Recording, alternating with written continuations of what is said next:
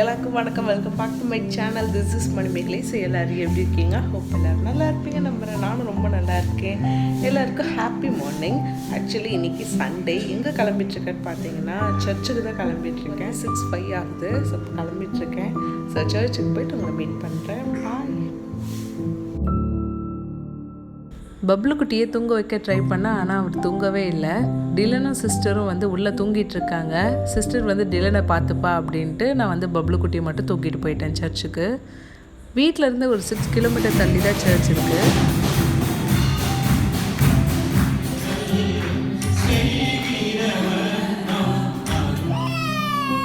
வீட்டுக்கு வரவே 9 o'clock கிட்ட ஆயிடுச்சு. பப்ளு குட்டி வரும்போதே தூங்கிட்டாரு. அவரை தூங்க வச்சாச்சு.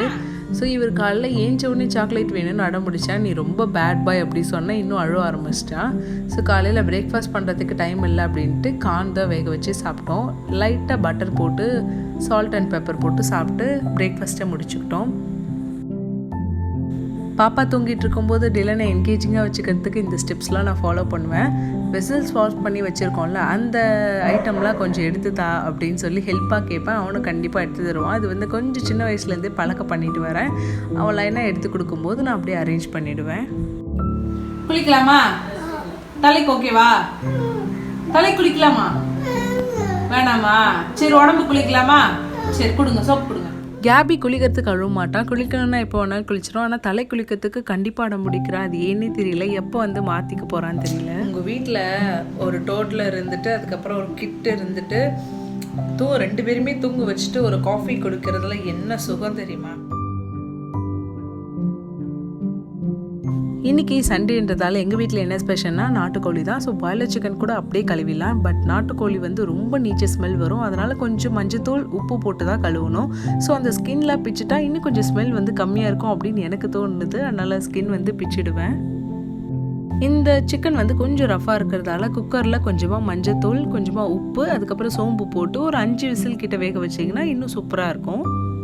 நான் நாட்டுக்கோழி குழம்பு எப்படி செய்வேன் அப்படின்ட்டு உங்ககிட்ட ரெசிபி ஷேர் பண்ணிக்கிறேன். பிடிச்சிருந்தா பாருங்கள். மிக்ஸி ஜாரில் ஒரு கையளவு பூண்டு, கையளவு இஞ்சி, 1 டீஸ்பூன் ஜீரகம், 1 டீஸ்பூன் சோம்பு, 1 டீஸ்பூன் மேலே மிளகு போட்டுக்கோங்க. கொஞ்சம் பேஸ்ட் மாதிரி அரைச்சி தனியாக எடுத்து வச்சுக்கோங்க. பேனில் நல்லெண்ணெய் ஆட் பண்ணிக்கோங்க. சூப்பராக இருக்கும். 1 டீஸ்பூன் சோம்பு, 3 ஏலக்காய், 1 பட்டை, 1 இலை ஆட் பண்ணிக்கோங்க. சின்ன வெங்காயம் எடுத்துக்கிட்டிங்கன்னா செம்மையாக இருக்கும். சின்ன வெங்காயம் ஒரு 100 கிராம் அளவு எடுத்து உரித்து கட் பண்ணி வச்சுருக்கேன். அதோடு கொஞ்சம் கருவேப்பிலையும் போட்டு வதக்கிக்கிறேன். கொஞ்சம் கோல்டு ஷேட் ஆனவுடனே நீங்கள் தக்காளி போட்டுக்கோங்க. தக்காளி வந்து நல்லா நீங்கள் பேஸ்ட் மாதிரி அரைச்சி கூட போட்டுக்கலாம். நான் வந்து அப்படியே சேர்த்துக்கிறேன்.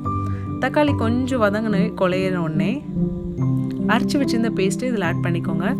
நீங்கள் மிக்ஸி ஜாரை கழுவி ஊற்றி கூட தண்ணி ஆட் பண்ணிக்கலாம்.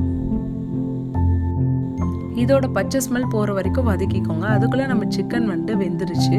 நான் வந்து ஒரு 5 விசில் விட்டுருந்தேன். எவ்வளோ சூப்பராக வெந்திருக்கு பாருங்கள்.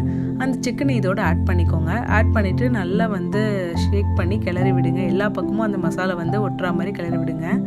கொஞ்சமாக மஞ்சத்தூள், 1 டீஸ்பூன் தனி மிளகாய்த்தூள், 1 டீஸ்பூன் மல்லித்தூள் அண்ட் 2 டீஸ்பூன் குழம்பு மிளகாத்தூள். நீங்கள் வீட்டில் வச்சுருப்பீங்களா அந்த குழம்பு தூள் ஆட் பண்ணிக்கோங்க. ஒரு 2 தடவை பெரட்டி விட்டுருங்க. மூடி வச்சு நான் வேக வச்சிடுறேன்.